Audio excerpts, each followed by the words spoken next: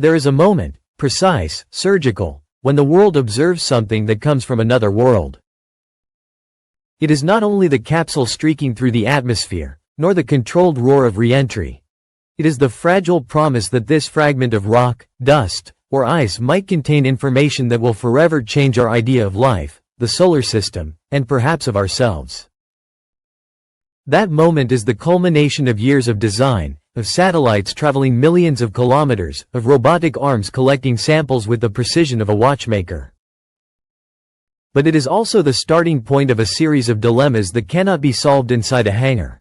How to open that container without opening a problem? Who decides, under what mandate and according to what ethics, what can be examined and what cannot? Behind the spectacular image of the capsule landing are dozens of invisible barriers. Protocols born at the boundary between biology, engineering, international law, and public policy.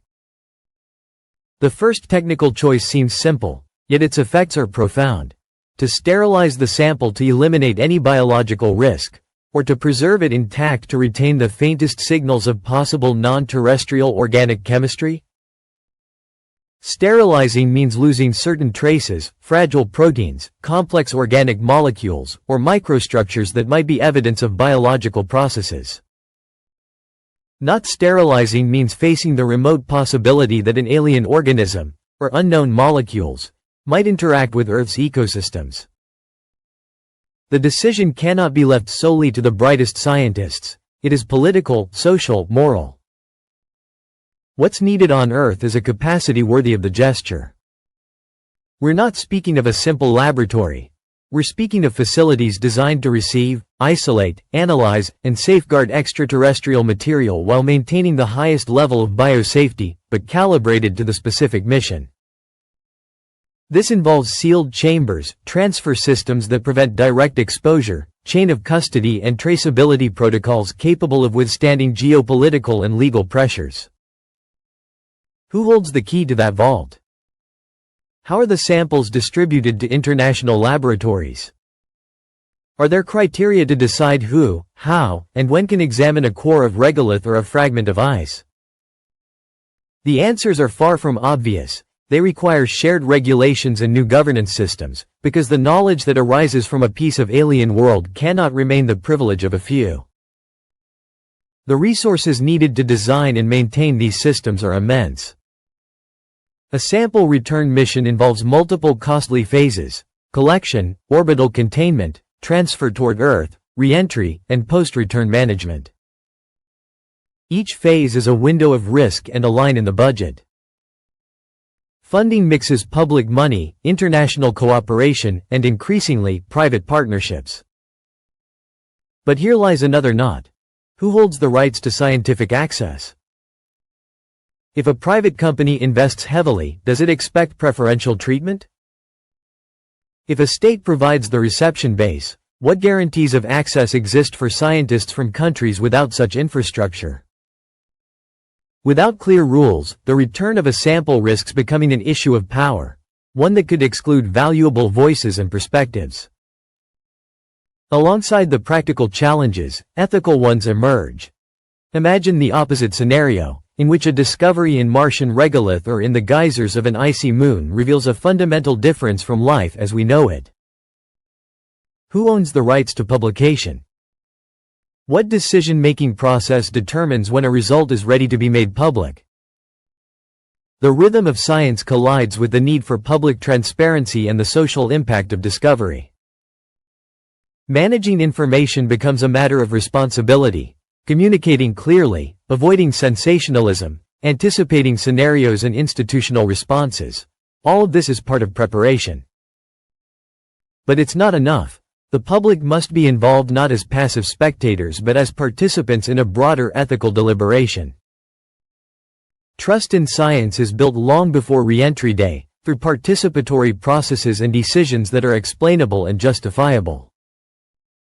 The unknowns are not only social. On a strictly scientific level, the preservation chain of the samples is crucial.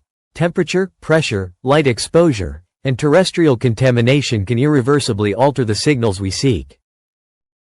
For this reason, many projects include cryogenic environments, containers made of low-permeability alloys and materials, and remotely controlled robotic maneuvers to transfer material into analysis chambers without ever exposing it to air.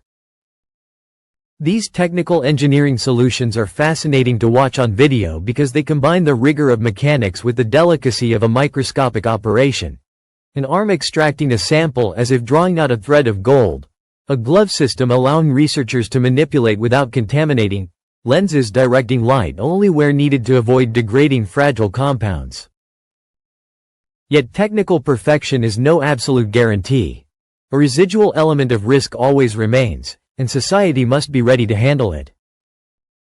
So then, how do we balance the need to protect with the duty to know? What governance structures, what rules, what control mechanisms can make sample return both legitimate and sustainable? This is where the second part of the story begins. Not just engineering and protocols, but institutions, regulatory frameworks, collective responsibilities, and possible futures in which the value of a stone brought from Mars must be measured not only in terra analyses, but also in terms of equity, safety, and common sense.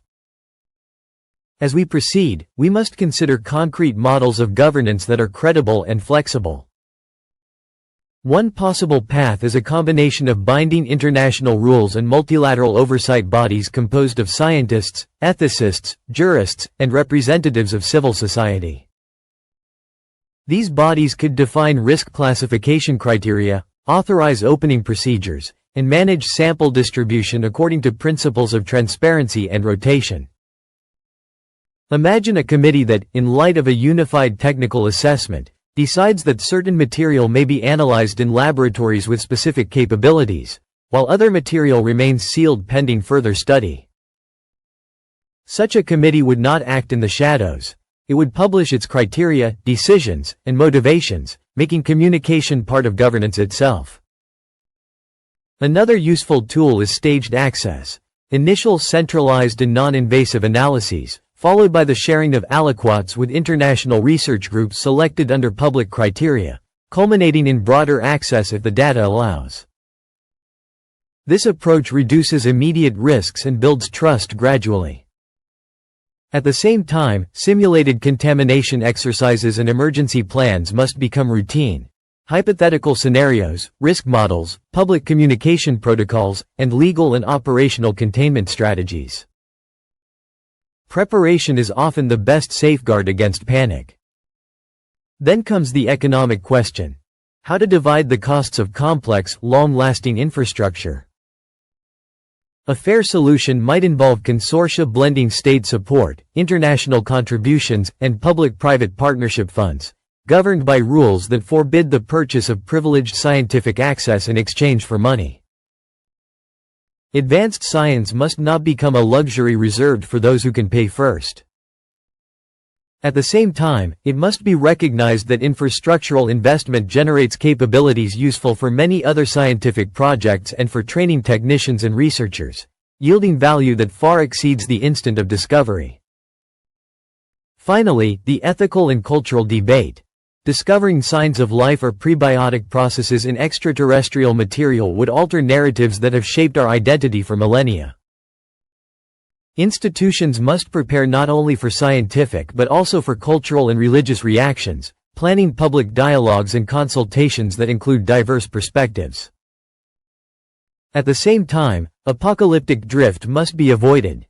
Experts consider the real probability of catastrophic biological impact on Earth to be extremely low, but society's perception of that risk depends on how institutions communicate and act. Closing the circle between prudence and scientific audacity is not a mere balancing act. It is a civic project. It means building systems that allow science to advance within a framework of shared responsibility. It means establishing not only laboratories and cold chains, but decision-making processes that are robust, transparent, and participatory. And above all, it means recognizing that when we bring home a fragment of an alien world, we are also bringing home a question. Are we ready to answer it together? If you've made it this far, it means you love curiosity as much as we do. If you enjoyed this journey, leave a like, write a comment, and subscribe to the channel. It's the best way to support what we do. Your presence truly makes a difference. Until the next exploration.